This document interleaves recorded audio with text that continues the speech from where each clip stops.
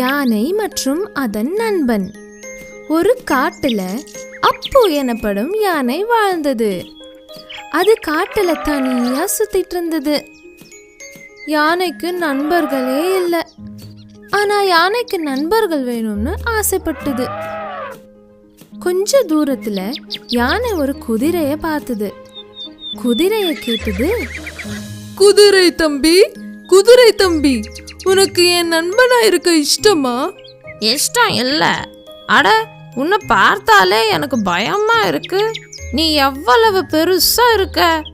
யானையோட மனசு கவலைப்பட்டு போயிடுச்சு. முன்னாடி போக போக யானை ஒரு முயல் புல்லு சாப்பிட்டுட்டு இருந்ததை பார்த்தது. முயலும் ஒரு குரங்கும் இன்னும் நிறைய மிருகங்களுக்கு கூட விளையாடிட்டு இருந்ததை பார்த்தது. யானை ஒவ்வொரு மிருகம் கிட்ட போய் நண்பனா இருக்க இஷ்டமான்னு கேட்டது. ஆனா எந்த மிருகத்துக்கும் இஷ்டம் இல்ல. குரங்கு சொன்னது, இல்ல இல்ல தம்பி, நீ ரொம்ப பெருசா இருக்க, நான் உன் கூட விளையாட முடியாது. முயல் சொன்னது, நான் உன் காலடியில மாட்டிக்கிட்டேன்னா என்ன ஆகும்? நான் எப்படி உன் கூட விளையாட முடியும்? யானை மனசு ரொம்ப கவலைப்பட்டு அங்கிருந்து போயிடுச்சு. அப்போ எதிரில ஒரு சிங்கம் நடந்து வந்துட்டு இருந்தது. வழியில வந்த எல்லா மிருகங்களையும் சாப்பிட்டுட்டு இருந்தது. எந்த ஒரு மிருகத்தையும் விடல. ஒண்ணு ஒன்னா எல்லா மிருகங்களையும் சாப்பிட்டுடும். எல்லா மிருகங்கள் இங்கேயும் அங்கேயும் ஓடுனாங்க. யானைக்கு சிங்கம் பண்ற வேலைய சுத்தமா பிடிக்கல. சிங்கத்தை வேகமா எட்டி உதைச்சிடுச்சு. சிங்கம் அங்கிருந்து ஓடி போயிடுச்சு. அப்போ எல்லா மிருகங்களும் யானை கிட்ட வந்தது. குரங்கு சொன்னது, யானை, நீ உண்மையிலுமே ரொம்ப நல்ல நண்பன். நான் கண்டிப்பா உன்னோட நண்பனா இருப்பேன். முயல் சொன்னது, நீ எங்க உயிரை காப்பாத்திட்ட, நான் உனக்கு நண்பனா இருப்பேன். இதையெல்லாம் கேட்டு யானை ரொம்ப சந்தோஷப்பட்டது. தினமும் யானை மற்ற மிருகங்களுக்கு கூட சந்தோஷமா விளையாடிக்கிட்டே பாதுகாப்பா வச்சுக்கிச்சு. ஒரு ஊர்ல சோனு மற்றும் மோனு எனப்படும் 2 நெருங்கிய நண்பர்கள் இருந்தாங்க. அவங்களுடைய பள்ளிக்கூடம் பக்கத்துல தான் இருந்தது. 2 பேரும் சேர்ந்து பள்ளிக்கூடத்துக்கு போனாங்க. சேர்ந்து விளையாடுனாங்க.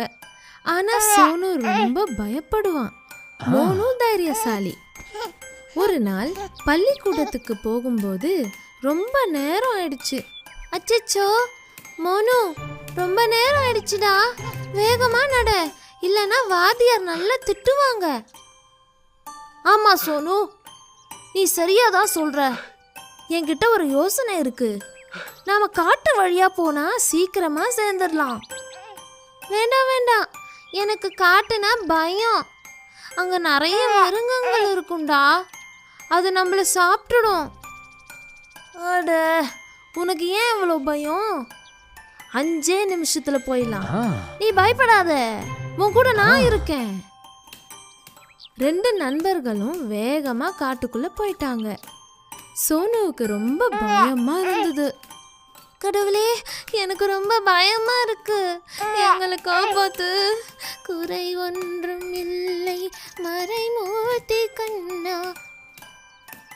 காட்டுல இருந்து வெளியே போக இன்னும் கொஞ்சம் தூரம் தான். அப்போ திடீர்னு ஒரு மிருகம் கத்துற சத்தம் கேட்டது. அச்சச்சோ, இது பாலு கரடியோட குரல். மோனு பயந்து மரத்து மேல ஏறி உட்கார்ந்துட்டான். பாவம் சோனுவுக்கு ஒண்ணுமே புரியல. அவனுக்கு மரத்துல ஏற கூட தெரியாது. அப்ப சோனுவுக்கு ஒரு யோசனை வந்தது. டக்குன்னு தரையில படுத்துட்டு மூச்சு பிடிச்சுக்கிட்டான். கரடி வந்தது. சோனுவை நோந்து பார்த்து சோனு செத்ததா நினைச்சு அங்கிருந்து போயிடுச்சு.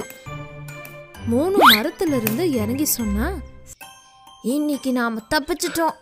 ஆனா பாலு உன்னோட காதுல என்ன சொல்லிட்டு போனான்?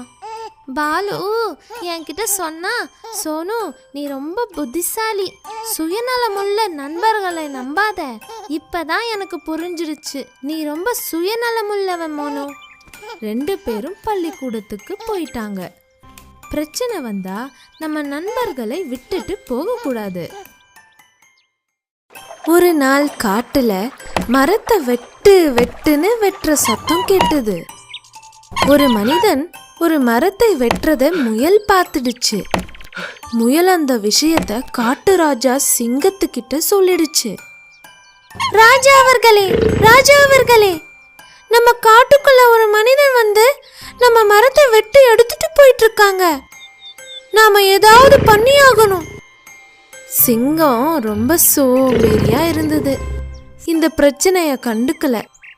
ஒரு மனிதனால எத்தனை மரத்தை தூக்கிக்கிட்டு போக முடியும்? எடுத்துக்கிட்டு போகட்டும், நமக்கு காட்டுல மரத்துக்கு என்ன குறைச்சல்? இப்படி சொல்லிட்டு சிங்கம் தூங்கிடுச்சு. அடுத்த நாள் முயல் திரும்ப அதே மனிதனை இன்னொரு மரத்தை வெட்டுறத பார்த்தது. அச்சிச்சோ, என்ன இது? இவன் இன்னொரு மரத்தை வெட்டிட்டு இருக்கான். முயல் சிங்கத்துக்கிட்ட போச்சு. ராஜா அவர்களே, ராஜா அவர்களே, இப்படியே போயிட்டு இருந்தா நம்ம காட்டுல மரங்களே இல்லாம போய்விடும். அதே மனிதன் இன்னைக்கு இன்னொரு மரத்தை வெட்டிட்டு இருக்கான். நீ மறுபடியும் வந்துட்டியா? ஒரு மனிதனால நம்ம காட்டுக்கு ஒரு நஷ்டமும் வராது. நீ இங்கிருந்து போ, என்னை தூங்க விடு. இது என்னோட ஓய்வு எடுக்கிற நேரம். தினமும் அந்த மனிதன் வந்தாங்க. மரங்களை வெட்டி எடுத்துக்கிட்டு போனாங்க. முயலுக்கு ரொம்ப கவலையா இருந்தது. ராஜா கிட்ட பலம் இருக்கு, ஆனா புத்தி இல்ல. நான் தான் ஏதாவது பண்ணணும். அடுத்த நாள் முயல் ஒரு திட்டம் போட்டு சிங்கத்துக்கிட்ட போச்சு. இனிமே இந்த காட்டுக்கு உங்க சேவை தேவையில்லை. புதிய ராஜா வரப்போறாங்க. என்ன சொன்ன? புதிய ராஜாவா? இந்த காட்டுக்கு நான் தான் ராஜா, வேற யாரும் இல்ல. நீ ஏன் அப்படி சொன்ன? நான் என்ன சொல்லுவேன்? உங்ககிட்ட நான் என்ன சொல்லுவேன் ராஜா? உங்களுக்கு விஷயம் தெரியாது போல இருக்கு. மரத்தை எல்லாம் வெட்டின அதே மனிதன் தான் இப்ப ராஜா ஆயிட்டான். அவன் நேத்து தான் என்கிட்ட சொன்னான், அவன் தான் இனிமே ராஜான்னு. இந்த காட்டுல எந்த சிங்க ராஜாவும் இல்லைன்னு அவன் நினைக்கிறான். இருந்திருந்தா இத்தனை மரத்தை வெட்டி இருக்க முடியுமான்னு கேட்டான். அவ்வளவு தைரியமா அவனுக்கு? வா, இப்பவே நான் யாருன்னு காமிக்கிறேன். புத்திசாலி முயலோட திட்டம் வெற்றி அடைந்தது. சிங்கம் வேகமா ஓடி ஓடி அந்த மனிதன் கிட்ட வந்துருச்சு. பாவம், அந்த மனிதன் மரத்தை பாதியிலே விட்டுட்டு உயிருக்கு பயந்து ஓடியே போயிட்டான். திரும்ப காட்டுக்குள்ள வரவே இல்லை. முயலும் குரங்கும் ரொம்ப நல்ல நண்பர்களா இருந்தாங்க. ரெண்டும் நிறைய விளையாடினாங்க. அப்பப்போ ஓட்டப்பந்தயம் வச்சுக்குவாங்க. அவங்களை பார்த்து ஒரு ஆமைக்கு ஓட்டப்பந்தயத்துல கலந்துக்கணும்னு ஆசையா இருந்தது. ஆனா யாரும் ஆமை கூட ஓடணும்னு நினைக்கல. ஏன்னா ஆமை ரொம்ப மெதுவா நடக்கும். ஒரு நாள் முயலும் குரங்கும் ஓட்டப்பந்தயத்துக்கு தயாராயிட்டு இருந்தாங்க. அப்போ ஆமைக்கு கூட பந்தயத்துல கலந்துக்கணும்னு ரொம்ப ஆசை வந்துருச்சு. நீங்க ஏன் என் கூட விளையாட மாட்டீங்க? என் கூடயும் விளையாடலாமே. உங்க பந்தயத்துல என்னையும் சேர்த்துக்கோங்களேன் ப்ளீஸ்.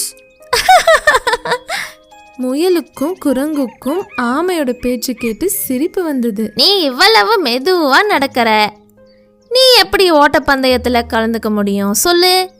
என்னால வேகமா ஓட முடியாதுன்னு உனக்கு தெரியும்ல, அப்போ எதுக்கு என்ன பார்த்து பயப்படுற?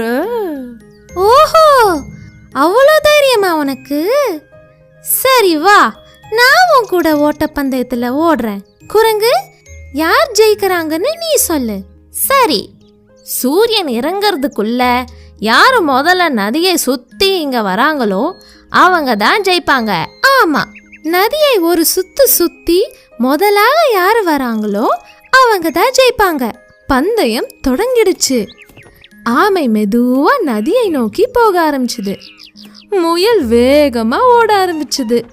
பாதி நதியை சுத்தி முடிச்சுது. முயல் யோசிச்சுது, நான் தான் ஜெயிக்க போறேன். பாவம், அந்த ஆமை மெதுவா நடக்குது, ரொம்ப பின்னாடி இருக்கு. அப்போ கொஞ்ச நேரம் ஓய்வு எடுக்கலாமே. முயல் ஒரு மரத்துக்கு கீழே தூங்கிடுச்சு. ஆமை மெதுவா நடந்து நடந்து நதியை முழுசா ஒரு சுத்திடுச்சு. ஆமை ஜெயிச்சிடுச்சு. குரங்கு ஆமையை பார்த்து ஆச்சரியப்பட்டது. முயலுக்கு திமிரு இருந்ததுனால தோத்துடுச்சு. ஆனா ஆமை தன்னம்பிக்கைனால ஜெயிச்சிடுச்சு. நந்து எனப்படும் ஒரு வியாபாரி மிகவும் இனிப்பான மாங்காய்களை சந்தையில வித்துட்டு இருந்ததுனால அவருக்கு ஊர்ல ரொம்ப நல்ல பேரு. நந்துவோட எல்லா மாங்காய்களும் வித்து போகும். அவர்கிட்ட ஒரு பெரிய மாங்காய் மரம் இருந்தது. அந்த மரத்து மேல ஒரு பெரிய தேன் கூடு இருந்தது. எப்படி இருக்கீங்க ராணி தேனி? நான் நல்லா இருக்கேன். நீங்க எப்படி இருக்கீங்க? அப்புறம் இன்னைக்கு சந்தையில உங்க வியாபாரம் நல்லா இருந்ததா? ரொம்ப நல்லா போச்சு. உங்களுக்கு தான் தெரியுமே, என்னோட மாங்காய்களை சாப்பிட மக்கள் ரொம்ப தூரத்துல இருந்து வந்து வாங்கிட்டு போவாங்க. என்னோட மாங்காய்கள் எல்லாம் வித்து போயிடுச்சு. அதுக்கு காரணம் நீங்க தான். உங்க தேன்கூடு என்னோட மரத்துல இருக்கிறதுனால எந்த பறவைக்கும் என்னோட மாங்காய்களை வந்து பறிச்சு சாப்பிட தைரியம் இல்லை. அப்படியெல்லாம் ஒன்றும் இல்லை. நாங்கள் உங்கள் மரத்தில் கூடு கட்டினாலும் நீங்கள் எங்களை எதுவும் சொல்லலை. உனக்கு ரொம்ப ரொம்ப நன்றி. அடுத்த நாள் மாங்காய்களை பறிக்க போனப்போ நந்துவோட பார்வை தேன்கூடு மேலே விழுந்தது. அடடா, இவங்களோட தேன்கூடு எவ்வளவு பெருசா ஆயிடுச்சு. இதுல நிறைய தேன் இருக்குமே. தேனை சந்தையில வித்தா நல்லா வியாபாரம் நடக்கும். நந்து மனசுல பேராசை வந்துடுச்சு. சரி, ஏதாவது பண்ணியே ஆகணும். இன்னைக்கு இரவு தேனீக்கள் எல்லாம் தூங்கிட்டு இருந்தபோது அவங்களை விரட்டிட்டு தேன் கூடிலிருந்து எல்லா தேனையும் உரிச்செடுத்துடுறேன். பாவம், அந்த தேனீக்களுக்கு நடக்க போற தாக்குதலை பத்தி தெரியல. அன்னைக்கு இரவு நந்து நெருப்பை பத்த வச்சு மரத்துக்கு கிட்ட போனப்போ ராணி தேனீக்கு முழிப்பு வந்துருச்சு. ஆஹா, இவனை நம்ப முடியாது போல இருக்கு. இவனை நான் என்ன பண்றேன்னு பாரு. ராணி தேனி மற்ற தேனீக்களை எல்லாம் எழுப்பிட்டு சொன்னாங்க, வாங்க இவனுக்கு பாடம் சொல்லி தரலாம். நந்து மரத்துக்கிட்ட வந்ததும் எல்லா தேனீக்களும் வேகமா வந்து நந்துவை தாக்குனாங்க. காப்பாத்துங்க, காப்பாத்துங்க, நான் சும்மா தான் வந்தேன், மரத்துக்கு பக்கத்துல வந்தேன், என்னை விட்டுடுங்க ராணி தேனி, என்னை விட்டுடுங்க. பேராசை பெரும் நஷ்டம் கொடுக்கும். Please subscribe.